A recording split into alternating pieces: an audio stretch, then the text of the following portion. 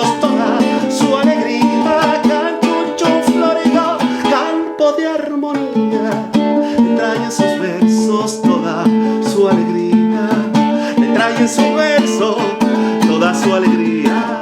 Allá en nuestro campo, la blanca azucena, despliega sus lazos en noche serena, despliega sus lazos en noche serena. Rojos capachos de bellos colores despliegan sus alas dentro de las flores. Los bellos capachos de rojos colores despliegan sus alas dentro de las flores. Despliegan sus alas dentro de las flores. La esbelta palmera de regia belleza, es canto armonioso de naturaleza, es canto armonioso de naturaleza. Allá en nuestro campo hay humildes flores que no tienen nombre pero dan olores. Allá en nuestro campo hay humildes flores que no tienen nombre pero dan olores, que no tienen nombre pero dan olores. Flores que no entran al regio salón, pero son felices en su condición, flores que conforme se sienten dichosas en dar su perfume a las mariposas. Ay, Dios mío. Flores que conforme se sienten dichosas en dar su perfume.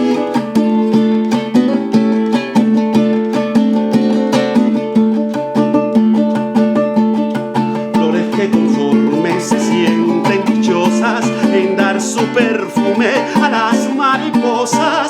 Flores que conforme se sienten dichosas en dar su perfume a las mariposas, en brindar su perfume a las mariposas, en brindar su miel, en brindar su miel, y en brindar su brillo, y en brindar su brillo a la tierna abeja y a los pajarillos, a la tierna abeja y a los pajarillos. Flores campesinas de ingenuos olores que tienen del cielo sus bellos colores. Flores campesinas de ingenuos olores que tienen del cielo sus bellos colores, que tienen del cielo sus bellos colores. Ay, ay, ay, ay, ay. Sean canchunchún florido, sean merengue. Juan llegó por ahí. ¿Llegó Juan? ¿Juan? Sí. Jean. Sí. ¿Il est là? Je suis là. Está là. Allá viene Juan José y viene de la gran capital, más visto que un pavo real, y echándosela de gran señor, ya camina con yo no sé qué, y con el cuello alzado. Dicen que sabe mucho, que viene rico y recomienda. Allá viene Juan José y viene de la gran capital, más visto que un pavo real, y echándoselas de gran señor, ya camina con yo no sé qué, y con el cuello alzado. Dicen que sabe mucho, que viene rico y recomendado. Ay, Juan José, me da pena verte, como te han despechado, que no sabe montar ni siquiera hacer caminar tu burro. Ay, Juan José, burro no se monta con sombrero ni zapato, ni con sortija de mucho brillo, ni con sombrero muy amarillo, ni con bozal de cuña de oro. Ay, Juan José. Ay, Juan José, me da pena verte, como te han despachado, que no sabe montar ni siquiera hacer caminar tu burro. Ay, Juan José, burro no se monta con sombrero ni zapato, ni con sortija de mucho brillo, ni con sombrero muy amarillo, ni con puñal del cuño de oro. Ay, Juan José, ni ni con sortija de mucho brillo, ni con sombrero muy amarillo, ni con bastón de puño de oro. Ay, Juan José, hace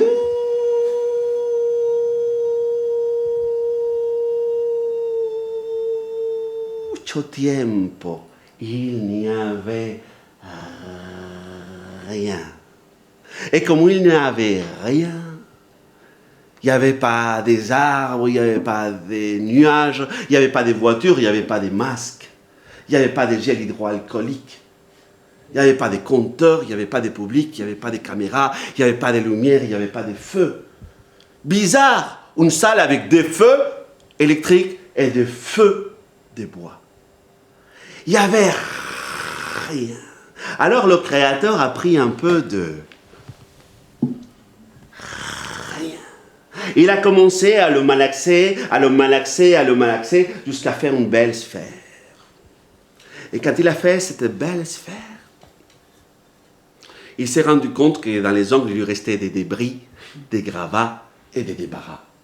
Des débris, des gravats et des débarras. Il a commencé à nettoyer les débris, les gravats et les débarras, et il les a jetés dans un gouffre. Puis il a continué à travailler avec un tout petit peu qui lui restait sur le pouce. Et avec ça, il a fait tous les arbres. Il a fait les fleuves. Il a fait l'écume des vagues. Il a fait les battements des cœurs. Il a fait les murmures, les nuages, la lune, le soleil. Mais il lui restait toujours des débris, des gravats et des débarras. Des débris, des gravats et des débarras. Alors il a fait les fauves, il a fait les rongeurs, les oiseaux, les éclairs aussi, les fleurs, les fourmis, les moustiques. Mais il lui restait toujours des débris, les fruits aussi, il les a fait.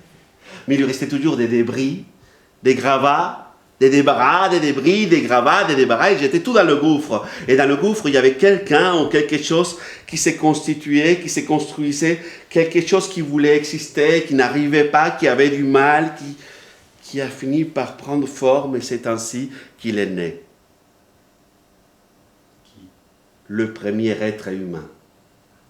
C'est pour ça que dans chaque être humain, il y a un peu de... Non, un peu des fauves, un peu d'écume, un peu des vins, un peu des fleuves, un peu de fourmis. Il ne faut pas être pessimiste. Il faut garder l'optimisme. C'est comme ça qu'on finit masqué. Allez, il faut être optimiste. Non, non, non.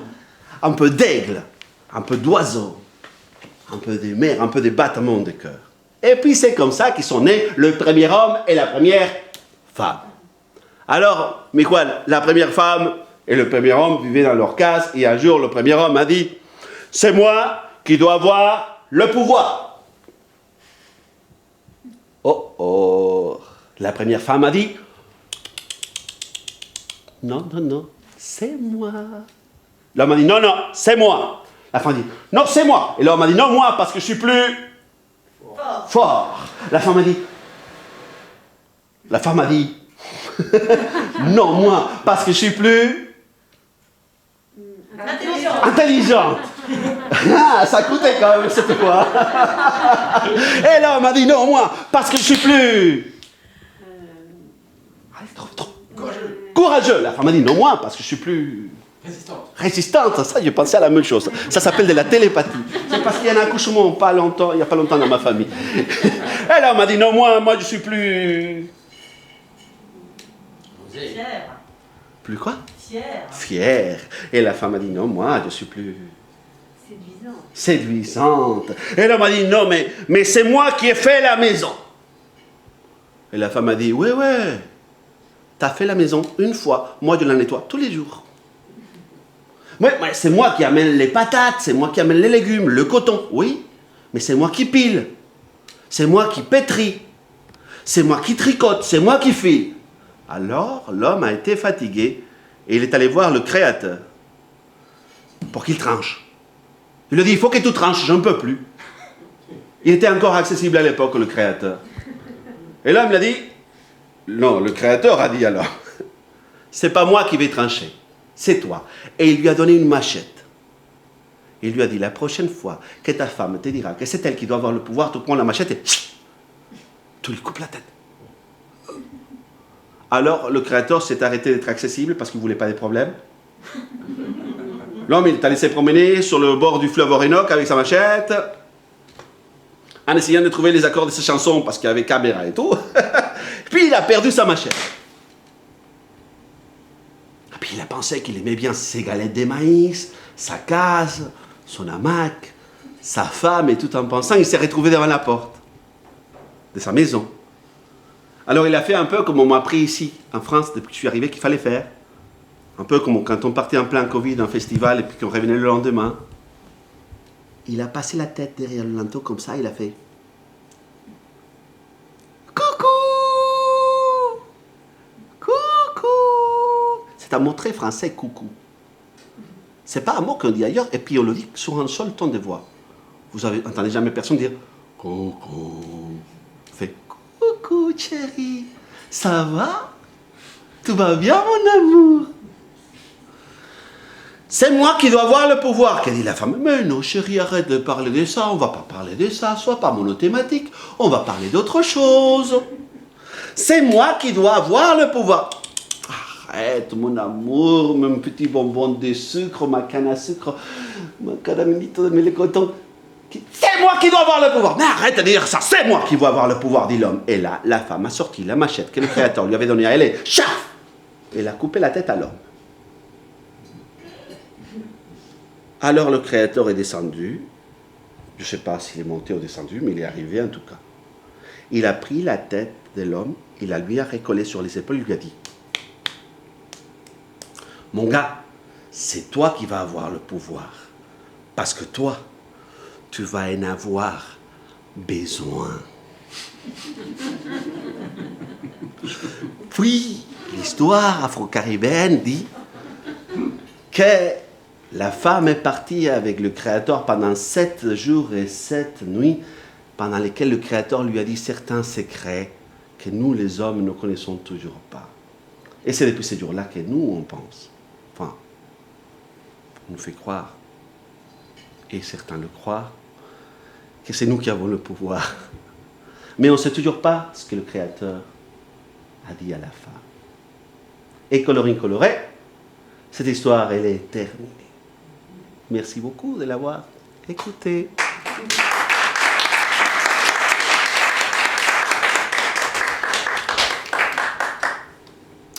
Vous savez pourquoi? Quand on prend une noix de coco, vous voyez les noix de coco? Vous avez déjà vu du lait de coco? Ça, vous avez déjà vu? Toi, tu en as déjà vu ça? On prend la noix de coco comme ça, on la met sur un tronc, on prend une machette justement et on coupe le bout d'en haut, puis ça sort un petit peu d'eau, toujours il y a quelques petites gouttes qui tombent. Et on dit que, voilà, ça a un goût sucré, mais pas tout à fait. On dit qu'il y a une toute petite pincée de sel. Mais pourquoi? Eh bien, vous allez savoir. Hace mucho tiempo, à l'époque de l'esclavage au Venezuela. Ça s'est passé dans la maison Blanco, de la famille Blanco. Dans le salon blanc de la maison blanche de la famille Blanco, il y a une fille dans une robe blanche qui danse, qui danse, qui danse, qui danse, et elle s'appelle... Non, Margarita. Merci beaucoup, Guillaume. Mais c'est bien que tu sois là. Alors, mais oui, elle s'appelle Blanca. Non, Margarita. Je me suis eu moi-même. Eh bien, elle danse parce que chaque dimanche, on fait ces balles-là et tous les gens de bonne famille viennent danser, les jeunes hommes avec les jeunes femmes pour se rencontrer. Et à un moment, il y a un petit jeu, un jeu qu'on fait. Et dans ces balles-là, il y a tous les hommes, tous les jeunes hommes qui regardent Margarita. Parce que Margarita est belle, gracieuse dans sa robe. Puis, toutes les jeunes filles regardent Martial. Martial, parce que Martial, il est fort. Il parle fort. Il chante fort. Il sent fort.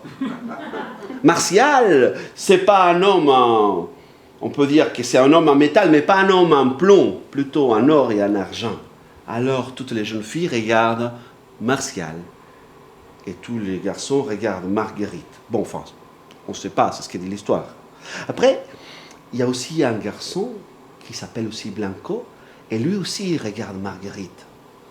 Mais il s'appelle Blanco, il n'est pas un frère de Marguerite. Il n'est pas son cousin, pas son père, pas son fils. C'est un esclave. C'est un esclave de la maison, il s'appelle Désiré Blanco.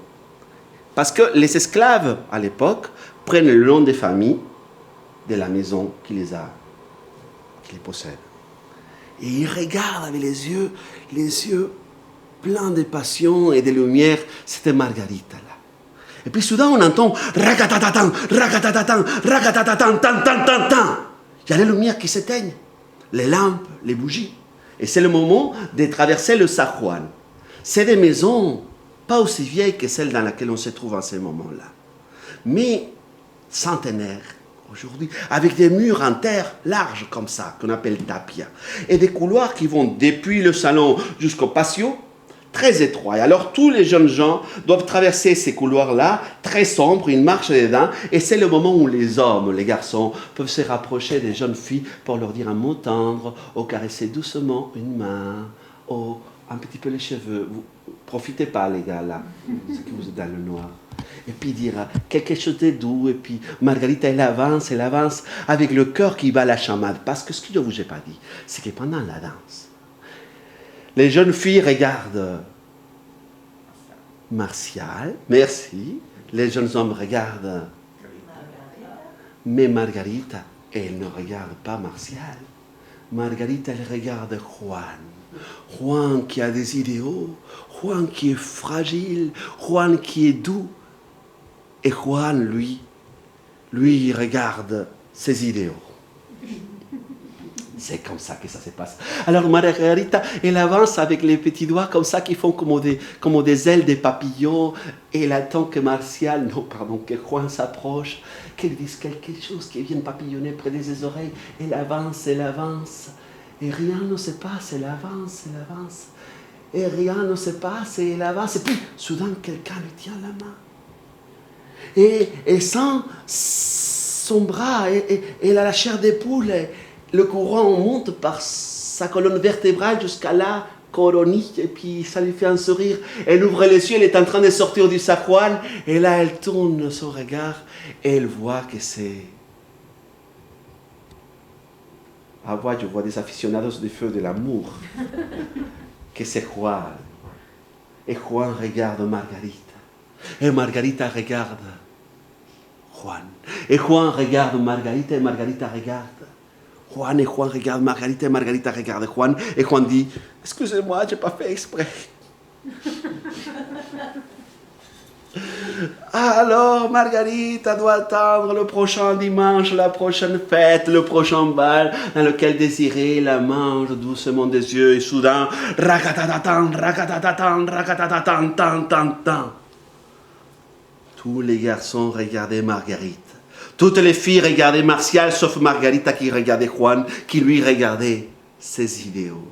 Et Margarita rentre dans le San Juan en papillonnant des petits doigts des mains, en attendant que Juan approche, qui ait retrouvé son courage, qu'elle ait mis parmi ses idéaux. Et soudain, elle sent que quelqu'un l'attrape par la taille, l'approche du mur, la met contre le mur, essaye de défaire le labyrinthe des cordages de l'époque coloniale qui font sa robe, parce que cette robe-là est un ensemble, un peu un mélange entre une cage d'oiseau et le voilier d'un bateau. C'est le silicone de l'époque coloniale, c'est pour faire des gros popotins. Mais c'est compliqué à défaire, et elle veut pas, il est bête, et c'est le noir, et puis elle le pousse, elle crie, elle sort. Les autres la regardent. Elle est sûre que c'était le nègre là, Désiré, qui n'arrête pas de la regarder. Elle le cherche des yeux, mais lui, il est déjà dehors, en train de porter une bûche énorme, un morceau de bois immense. Et le dernier qui sort, c'est un homme fort, qui parle fort, qui chante fort, qui sent fort. Avec un grand sourire sournois, Martial sort du San Juan et rejoint la fête. Jusqu'au dimanche prochain. Le bal commence, tous les hommes regardent Margarita et toutes les filles regardent Martial, sauf Margarita qui regarde Juan, qui regarde ses idéaux, et Désiré qui regarde Margarita. Racatatan, pam, pam, pam. On part dans le San Juan, on commence à avancer. Margarita qui étire ses petits doigts, qui attend, mais qui fait très attention. Elle étire bien ses petites narines aussi. Elle essaye de trouver l'odeur à saucisson pour s'éloigner des Martial. Et rien n'arrive. Rien ne vient, son corps bat la chamade jusqu'à ce qu'elle se retrouve presque dehors du San Juan et quelqu'un lui tient la main. Alors elle se retourne, il se regarde en face et là elle crie. Là elle crie parce que c'est Désiré. Et lui il se demande pourquoi, si quand ils étaient petits, ils jouaient ensemble dans la boue. Ils jouaient ensemble dans les bananiers et dans les cannes à sucre.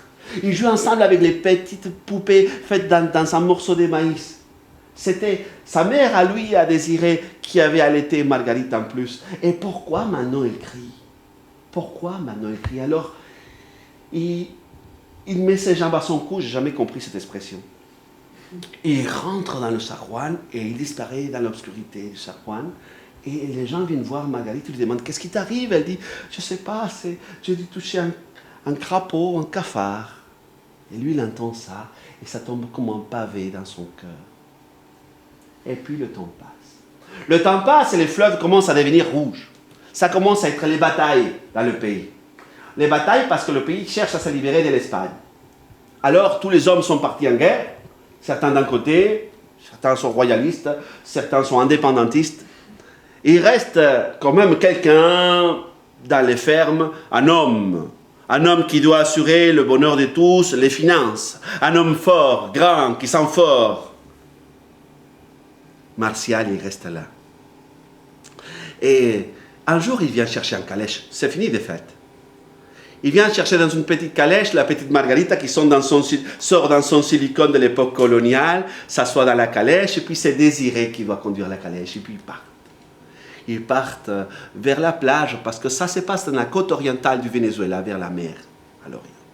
Ça avance dans la petite forêt tropicale de la côte.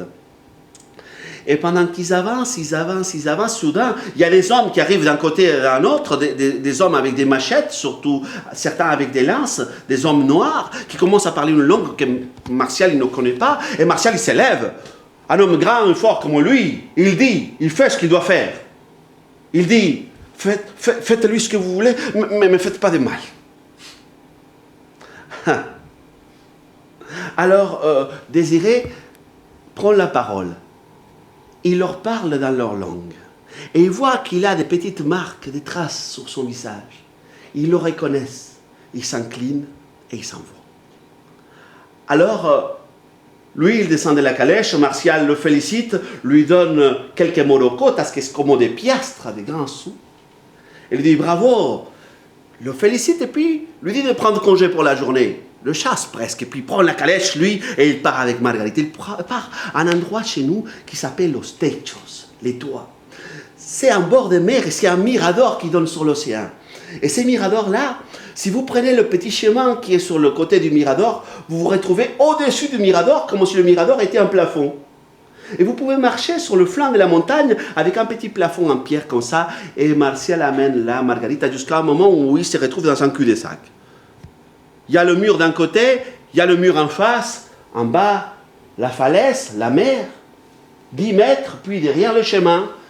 Et Martial qui commence à nouveau à essayer de faire le Rubik's Cube des cordages qui font la robe de Margarita. Et Margarita qui ne veut pas, qui insiste, qui sent l'abus qu'ils vont subir pendant des siècles, les femmes de ces pays, d'autres pays. Elle ne veut pas, et lui il insiste. Et Désiré est là derrière les buissons, avec la machette entre les dents, en train de suer. Et puis il voit soudain là-haut des guêpes qui tournent au-dessus des deux têtes de Martial et de Margarita. Et lui, il commence à crier aux guêpes noires, attention aux guêpes. Et Martial, il fait ce qu'il fait un homme grand, un homme fort, un homme courageux comme lui, il met ses jambes à son cou. Et laisse Margarita là planter, et les guêpes commencent à rentrer sur la robe. Sous la robe, là, c'est ce mélange des voiliers, des cages à oiseaux. Elle essaie de faire, mais les guêpes piquent. Alors, c'est Désiré qui vient, qui approche avec sa machette, qui lève la machette. Elle regarde, elle sait qu'elle a insulté, elle sait qu'elle a été injuste. Lui, il va baisser sa machette, et puis il la baisse, et puis il déchire la robe. Il ouvre la robe, il libère les guêpes. Elle se lève. Elle le regarde, elle le reconnaît, et elle enlace les bras, elle enlace les jambes. Il ne faut pas que je tombe. Et lui, il est piqué de toutes les guêpes, mais il est très content.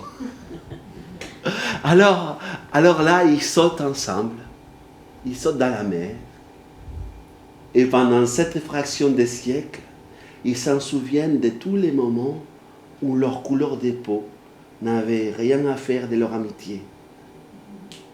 Et ils finissent par tomber dans la mer, et lui, il la sort de l'eau dans ses bras, il la ramène, Margarita, dans cette case qu'ils ont les esclaves pour échapper un peu à la labour, et ils passent le reste de l'après-midi à soigner leurs blessures, à enlever les dards des piqûres, et à repiquer les piqûres pour mieux les soulager. Et il passe du temps comme ça jusqu'à ce que lui, il veut s'en aller parce qu'il a peur. Et puis, ils entendent des chiens, des chevaux, des sabres, des machettes, des grosses voix qui les cherchent. Alors, lui, il veut partir, mais elle ne veut pas qu'il parte, alors il reste. Après, c'est elle qui veut qu'il parte, mais il ne veut pas partir. Puis, bien sûr, à un moment, les chiens et les chevaux sont trop près. Alors, lui, il part tel qu'il est, il prend sa machette, il saute par la fenêtre, il s'est mis à courir. Il court dans les champs de maïs. Et c'est un homme noir qui court dans les champs de maïs avec son épée et sa machette à la main, pardon de l'image, mais bon, il est tout nu, il court comme ça, il n'a pas le choix. Les hommes, les chevaux, les chiens courent derrière lui. Il court, il arrive dans une plaine, il court dans la plaine, il court. Les hommes, les chiens, les chevaux le suivent. Il sait qu'il va laisser la peau.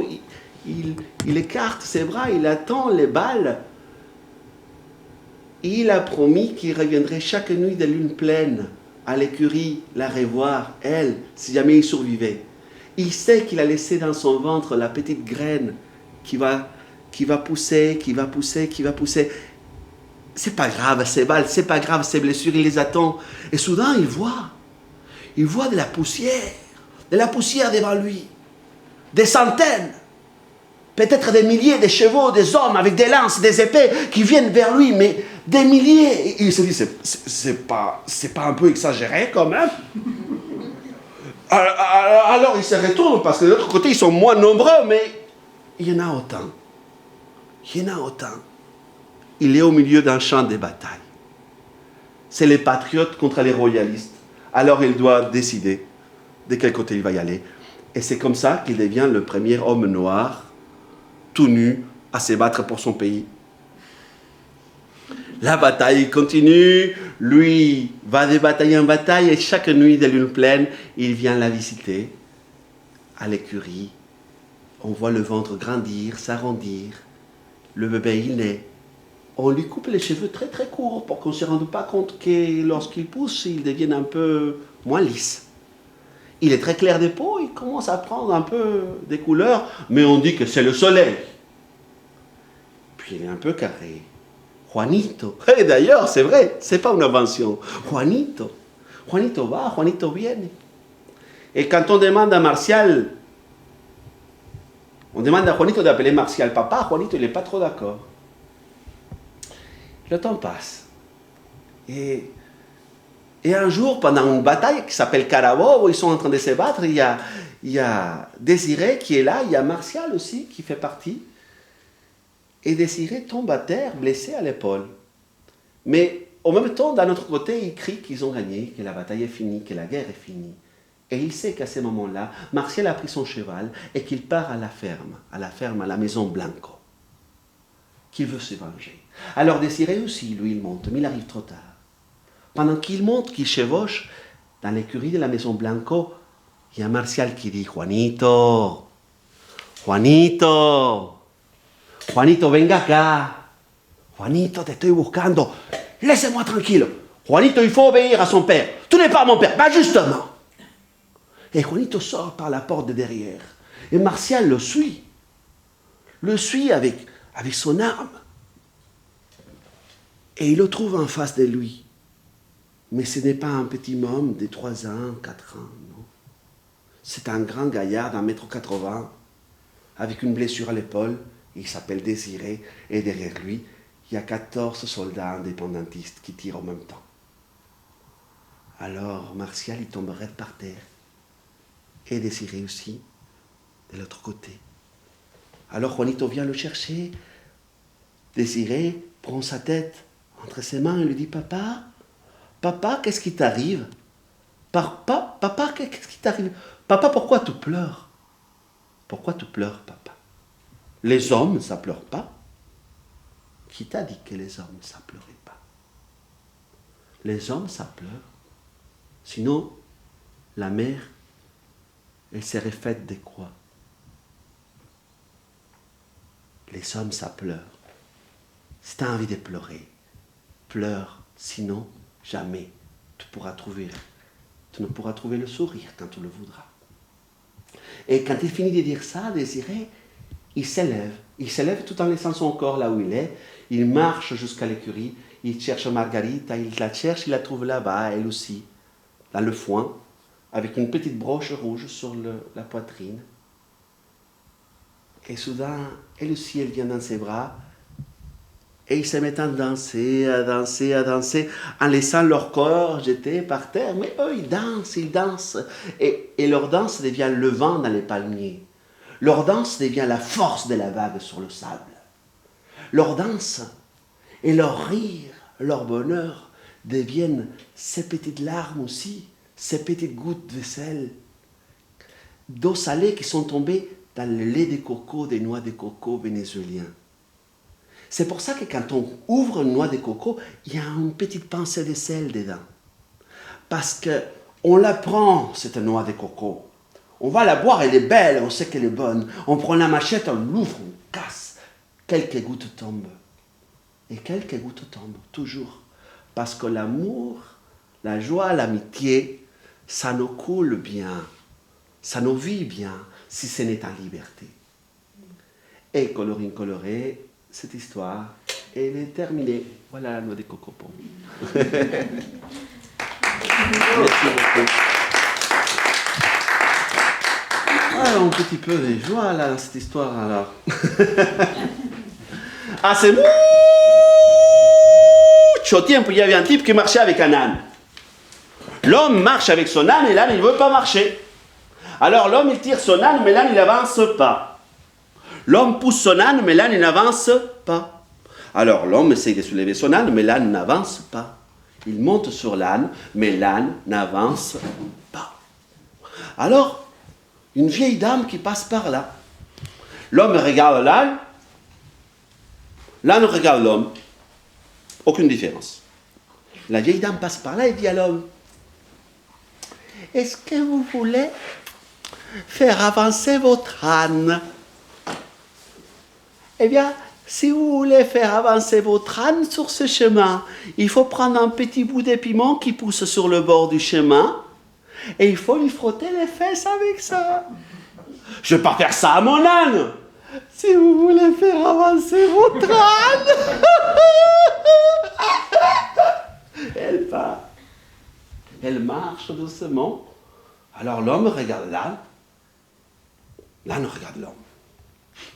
Aucune différence. L'homme tire sur l'âne, pousse sur l'âne, s'aide sur les l'âne, monte sur l'âne, l'âne n'avance pas. Alors l'homme prend un petit bout de piment qui pousse sur le bord du chemin, soulève la queue de l'âne. Là, l'âne regarde l'homme comme ça.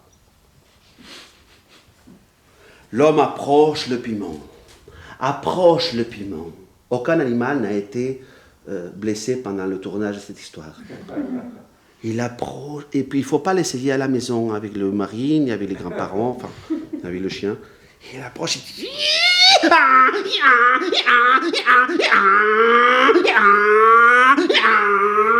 C'est la première fois qu'on a entendu en formule âne.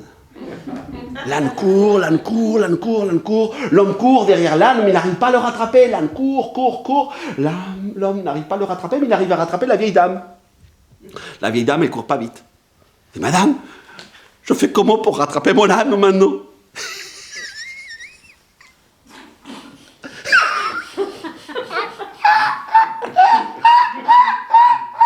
Si tu veux rattraper ton âne, il faut que tu fasses comme ton âne. Je veux pas faire ça. Il faut rattraper ton âne. Alors l'homme voit l'âne qui disparaît dans l'horizon. Il prend un petit bout de piment qui pousse sur le chemin. Qu'est-ce que vous regardez d'abord? Yahoo! L'homme court, l'âne court, l'homme court, l'âne court, l'homme court, l'âne court, l'homme court, l'âne court. Ils arrivent jusqu'à la maison de l'homme. Ils commencent à courir autour de la maison de l'homme. La femme de l'homme sort. Mon amour, qu'est-ce qui t'arrive? Arrête-toi! Tu vas trop vite, j'arrive pas. Il faut des effets spéciaux du festival. Les voiliers. J'arrive pas à m'arrêter.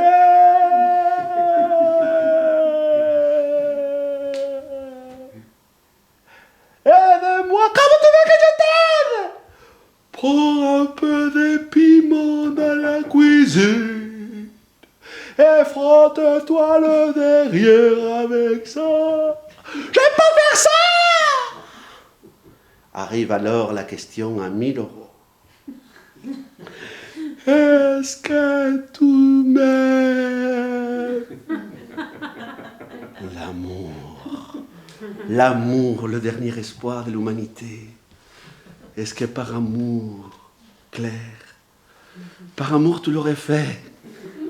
Toi, par amour, il me voit pas. Par amour, est-ce que tu l'aurais fait?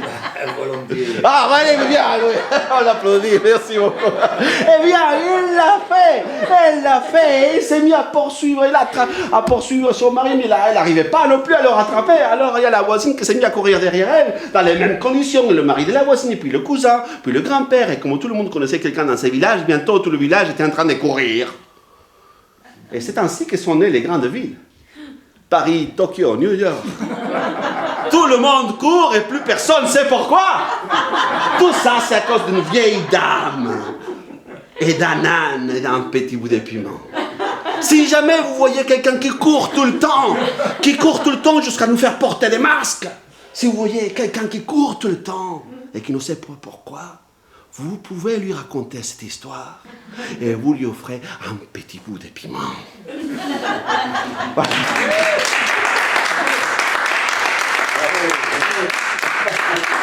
Merci. Ah là là. Ça donne soif le piment, mais vaut mieux manger du pain plutôt. Ça donne soif le piment, mais vaut mieux manger du pain. C'est vrai, il faut manger du riz à ce moment-là. À ce temps, il y avait un petit éléphant. Non, un petit éléphant, un grand éléphant. Un éléphant qui marchait dans la forêt. Wam, wam, wam. Il a marché sur une fourmilière. Toutes les fourmis montent sur l'éléphant.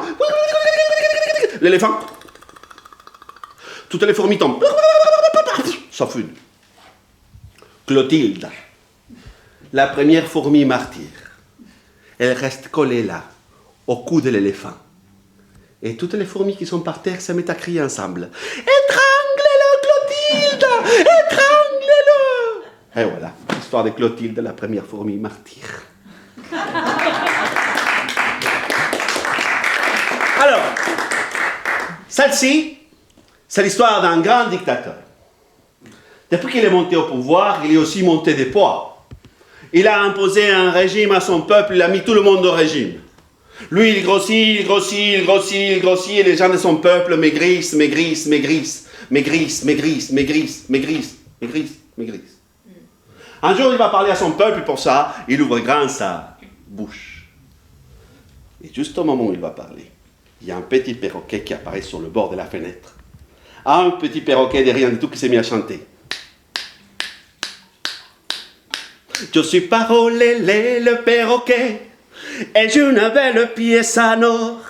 Je suis plus riche, beaucoup plus riche. Je suis plus riche que le dictateur. Et le perroquet, c'est un perroquet. Ça répète. Je suis plus riche que le dictateur. Je suis plus riche que le dictateur. Je suis plus riche que... Et ça énerve le dictateur qui dit à son premier ministre, plus grand et plus mince que lui, va me ramener cette pièce en or. Le petit perroquet part par la fenêtre. Le premier ministre, lui aussi, il part par la fenêtre. Il attrape le perroquet par les pattes. Il descend avec lui en l'utilisant comme parachute. Il prend la pièce en or, il la ramène au dictateur qui la met dans sa poche. Puis, il regarde son peuple. Il ouvre grand sa bouche. Et juste au moment où il va parler, il y a un petit perroquet sur la fenêtre. Je suis parolé, le perroquet, et je n'ai plus de pièces en or. Le dictateur me l'a volé, ma foi. Le dictateur est jaloux de moi. Le dictateur est jaloux de moi. Le dictateur est jaloux de moi. Le dictateur allait lui ramener sa pièce en or. On lui rend la pièce en or. Le dictateur regarde son peuple, il ouvre grand sa bouche et juste à un moment où il va parler, il y a le petit perroquet qui chante. Je suis parolé, le perroquet, et j'ai à nouveau ma pièce en or. Le dictateur a reconnu mes droits. Le dictateur a peur de moi. Le dictateur a peur de moi. Le dictateur a peur de moi. Et bientôt c'est les gens. Le dictateur a peur de moi. Le dictateur a peur de moi.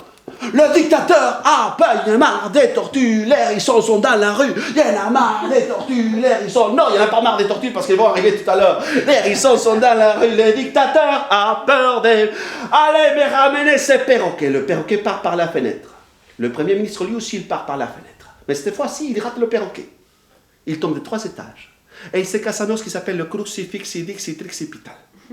C'est un os qui possède seulement les premiers ministres sud-américains. Ça rend imbécile. Mais attention, c'est contagieux.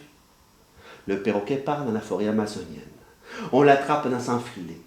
On le ramène dans la cuisine du dictateur. On le met dans une marmite avec de l'eau bouillante. Avec des patates. Avec des carottes. Avec des oignons. Avec du piment, oui. Avec du sel. Et ça fait... Et le dictateur regarde ça avec un grand sourire. Et soudain, il entend une petite voix qui vient de la soupe qui dit: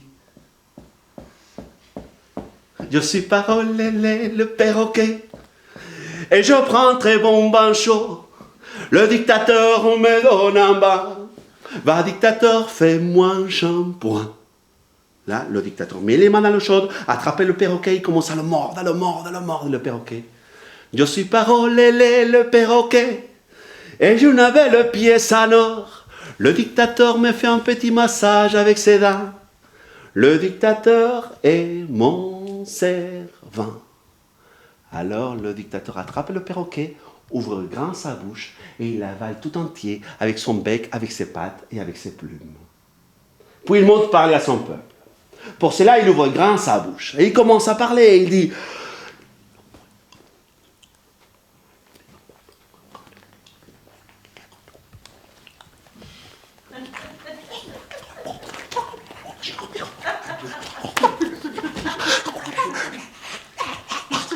tout à coup, il sent une petite voix qui sort de sa gorge qui dit: je suis parolé, le perroquet, et quand je parle au dictateur, c'était... Le dictateur n'a plus de voix.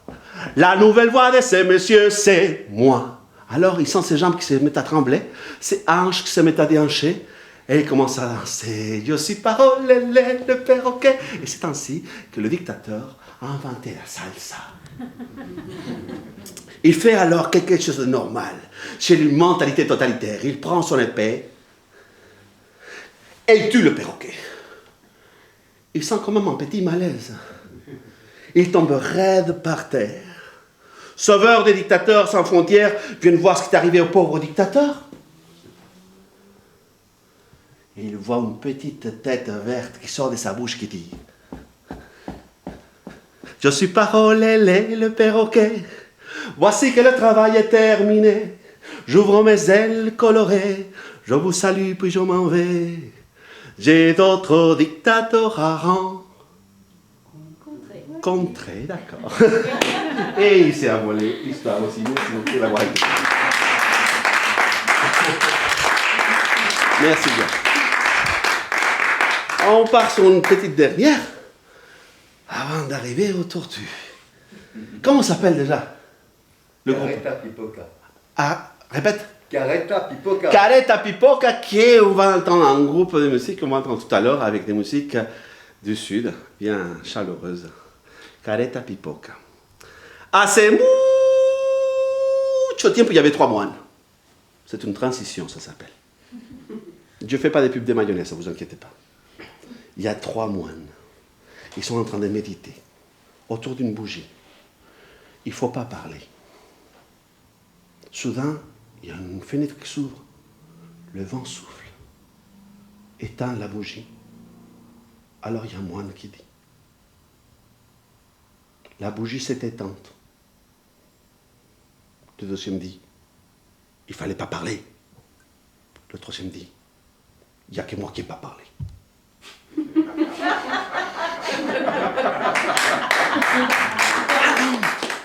Un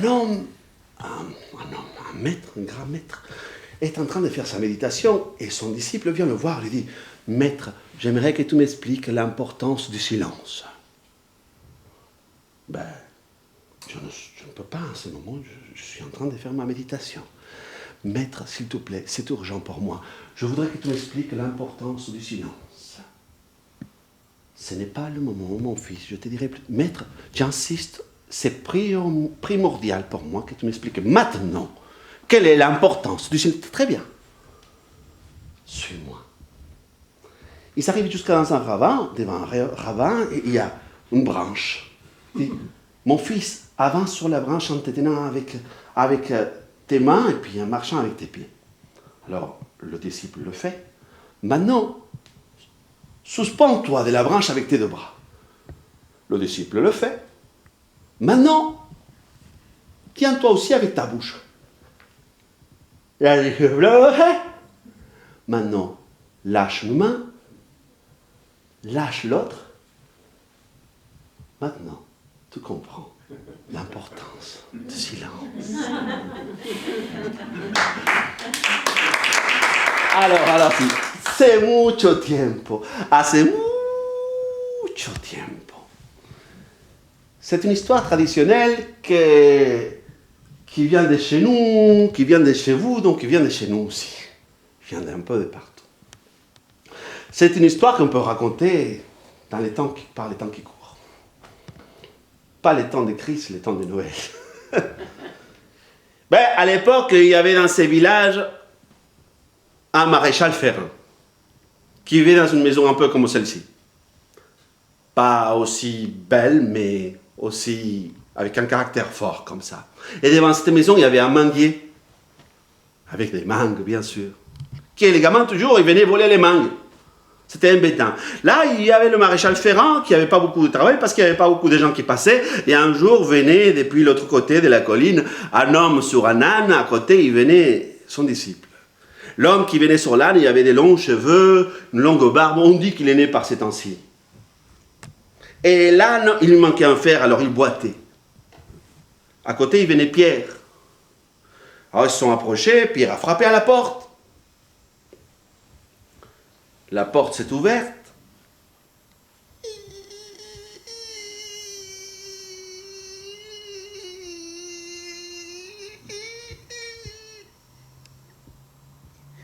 Et derrière la porte, il y avait un homme tellement vieux. Mais tellement vieux. Qu'il avait au moins 100 ans. Et il s'appelait Misère. Et Misère était bien maréchal ferrant, un petit arrière-petit-fils des maréchal ferrant. Et il a dit que oui, qu'il allait réparer le fer. Il est descendu dans sa cave, dans sa forge, il a trouvé une boule à or maudite qui lui venait de son arrière-grand-père. Il l'a mis sur la forge, il a commencé à la faire chauffer, et à la faire chauffer, et à la faire chauffer en faisant ses prières, jusqu'à ce qu'elle est devenue rouge. Puis il a pris son marteau, il a commencé à taper, et à taper, jusqu'à ce que son bras est devenu Bleu.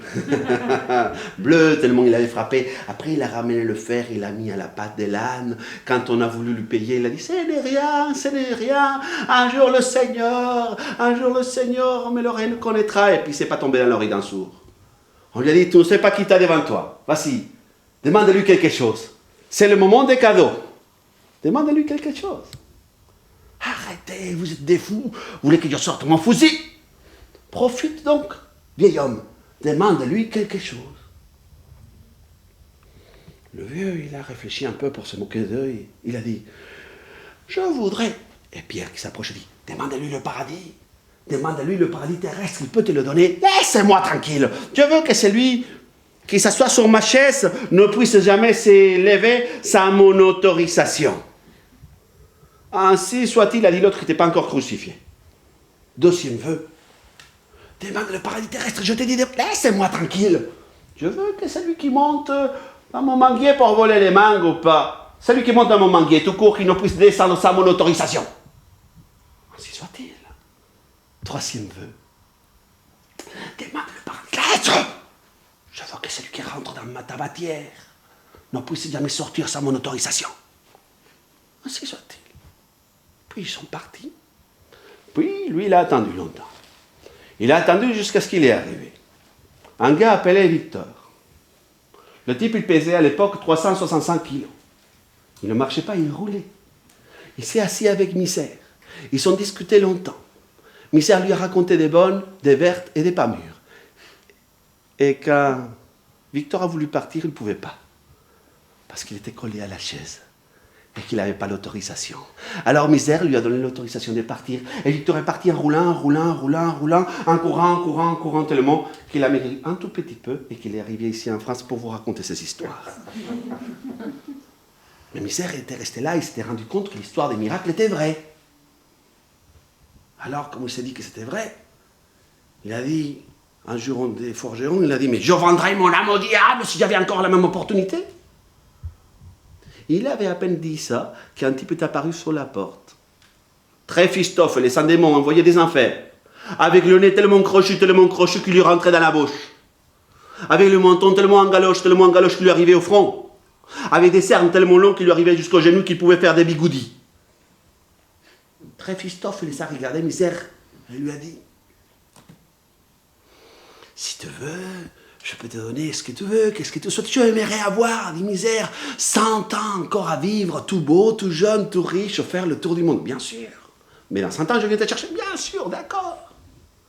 Et Misère s'est retrouvé tout beau, tout jeune, tout riche, à faire le tour du monde pendant 100 ans. Il a gouverné l'Amérique, la France, l'Arabie Saoudite, la Chine pendant un petit moment, puis il est revenu. Il est rentré. Et devant chez lui, il y avait très Christophe qui l'attendait. Avec son nez, avec son menton en galoche, avec ses bigoudis. Allez, on y va? Oh oui, bien sûr, je veux bien y aller, mais d'abord, j'aimerais bien te proposer un petit café parce que je suis sûr que là où on va y aller, il n'y en a pas. Hein? A dit-il en souriant avec toutes ses gencives. Il avait quel âge déjà? 200 ans. 200 maintenant. Il dit, ben, si tu veux un petit café, il vient du meilleur village, le meilleur café qu'il y a au Venezuela, c'est du biscuit, c'est pas des bêtises. Et c'est assis, assieds-toi là, viens, je te sers un petit café. Il lui a préparé son petit café, il lui a donné, l'autre l'a bu, je ne sais pas comment, avec ses mentons et avec ses nez, il l'a bu. Et quand il a fini, il a voulu se lever. Il a voulu se lever, mais il ne pouvait pas. Et comme il ne pouvait pas se lever, Misère lui a donné l'autorisation seulement si tu me signes 100 ans de la même chose. Et très Christophe lui a signé 100 ans de la même chose. Puis il est parti. Et Misère s'est retrouvé tout beau, tout jeune, tout riche à faire le tour du monde. Et ça a fait une première guerre mondiale, des défilés de Miss Univers, la télévision commerciale, le sida, la découverte de l'Internet. Puis il est revenu. Et cette fois, il avait quel âge? 300 ans, dit le caméraman. Et devant chez lui, il n'y avait pas un démon, mais deux. Il y avait très Christopheles, mais il y avait aussi un démon mexicain qui avait un t-shirt qui lui arrivait jusqu'à là, on voyait son nombril, les 3 verres d'éther en bleu, un verre en rouge, avec un œil chacun. Il y a un ver de terre qui a attrapé une mangue par terre. Des mango de hilacha. Mango de hilacha, c'est un mango qui a des petits filets chez nous. Tout le mort, il y a les petits filets qui te passent entre les dents, ça te nettoie les dents et c'est sucré en même temps. Ils mangeaient. C'était bon. Ils ont mangé les mangues, puis ils ont tellement aimé qu'ils sont montés dans l'arbre, ils ont mangé les mangues de l'arbre, et après ils ont voulu descendre. Ils ne pouvaient pas descendre, alors Misère leur a dit, si vous voulez descendre de l'arbre, il va falloir me signer 100 ans de la même chose. Et le voilà tout beau, tout jeune, tout riche, à faire le tour du monde pendant 100 ans, et voilà la Deuxième Guerre mondiale. Puis plein d'affaires, puis Trump, il revient. Il rentre chez lui, le Covid-19, bon, il s'en fout, lui. Devant sa porte, il n'y a pas un seul démon, il n'y en a pas deux. Il a 400 ans, et devant sa porte, il y a le diable en personne avec tous les démons de l'enfer. Ça fait un peu comme une sortie d'école. Alors, Misère se rapproche de celui qui est le plus petit, qui semble être le chef. T'es qui et tu veux quoi? Moi, je suis le diable, je viens te chercher. Toi, le diable, mais t'es trop petit. T'es morveux. Je suis le diable, je viens te chercher, je te dis. Chez nous, il y a un proverbe qui dit « Más sabe el diablo por viejo que por diablo ». Le diable, ce qu'il sait, il le sait parce qu'il est vieux, c'est son expérience, et pas parce qu'il est le diable. Et là, le diable est tout petit, et Misère, il a 400 ans. Alors, il dit « Si tu es le diable, il va falloir me le montrer. Est-ce que tu es capable de mettre tous les démons de l'enfer dans ton corps, de devenir petit comme une fourmi et de rentrer dans cette toute petite tabatière? Je suis sûr que tu ne peux pas, hein. Bien sûr que tu ne peux pas. Si je peux, puis le diable prend tous les démons de l'enfer.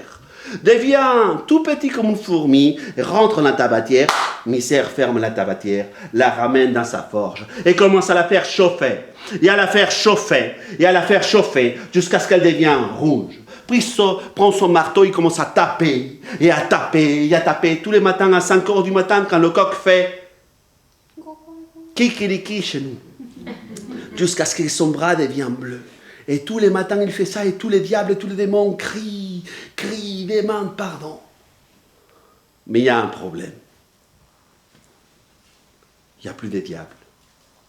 Il n'y a plus de démons. Les médecins, les infirmières n'ont plus de boulot. Les avocats, les juges, les policiers n'ont plus de travail. Il n'y a plus d'ignorance, les maîtres, les professeurs n'ont plus de travail. La culture, on n'en a plus besoin, chacun fait son amusement. Il n'y a que les gens de Pôle emploi qui ont du boulot. Alors, les politiciens surtout, ils se trouvent au chômage. Et ils font une commission et ils demandent à Misère de lâcher l'affaire, de lâcher l'enfer. Ce matin, il se lève à 5 heures du matin, il met la tabatière dans la forge, il la fait chauffer jusqu'à ce qu'elle devienne rouge, et il la frappe jusqu'à ce que son bras devienne multicolore, parce que c'est la dernière fois qu'il la frappe. Il frappe davantage. Puis il les lâche, et ça part vraiment comme une sortie d'école avant les vacances. Puis il s'assoit sur sa chaise, et il commence à faire ce qu'ils font les raisins au soleil.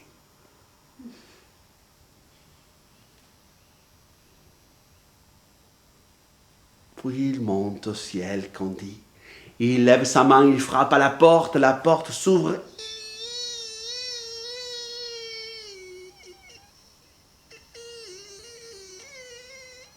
Cette porte qui ne se glisse pas s'ouvre.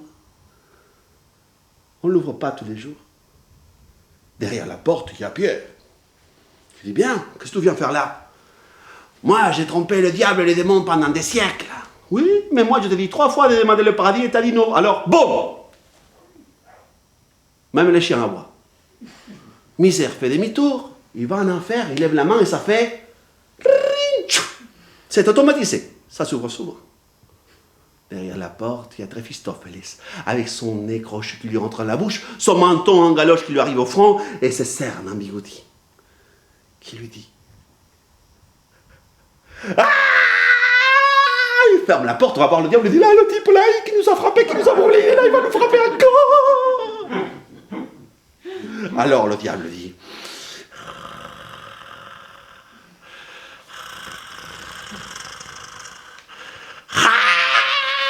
Fermez les portes, les fenêtres, les égouts, la cheminée. Ne le laissez pas rentrer parce que sinon il va nous frapper pour l'éternité. Et c'est depuis ce jour-là que Misère n'est ni une affaire du ciel, ni une affaire de l'enfer. c'est une affaire de la terre. C'est notre responsabilité. Et à nous de lui laisser la porte ouverte ou fermée. En tout cas, par ces temps-ci, je vous souhaite que vos portes soient bien ouvertes et que la misère ne puisse pas rentrer. Et coloris coloré, cette histoire aussi, elle est terminée. Merci beaucoup de l'avoir écoutée. Et je vous laisse avec, je crois, nos compagnons. Allez, la musique. Le groupe.